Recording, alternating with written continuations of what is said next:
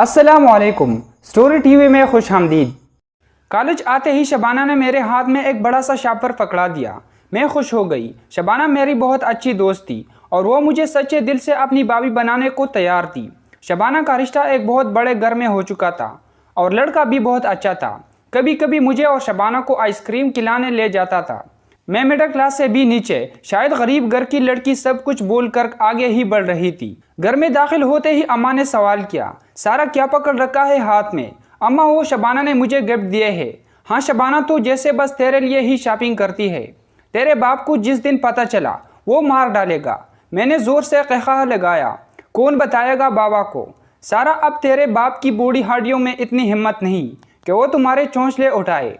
वो सामान जो मुझे आमिर ने दिया था वो मैंने खोला तो उसमें एक खत निकला जिस पर आमिर ने एक होटल का एड्रेस दिया था कि कल तुमने कॉलेज नहीं जाना, यहाँ मुझसे मिलने के लिए आना है।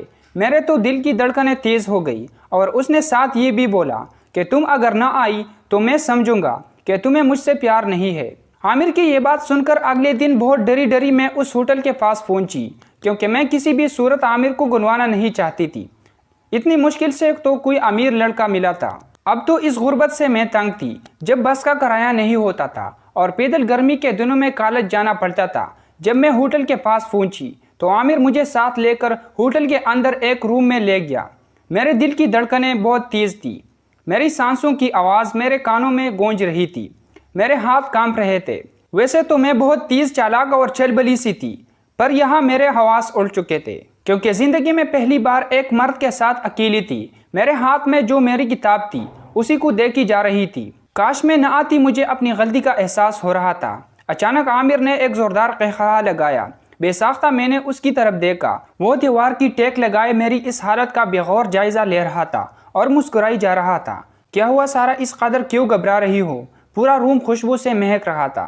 कुछ नहीं, मैं बहुत डर कर बोली। वो मेरी तरफ बढ़ा तो उसके हर कदम के साथ मैं और ज़्यादा डर रही थी। दिल कर रहा था भाग जाओ। सारा, क्या तुम मुझसे प्यार नहीं करती?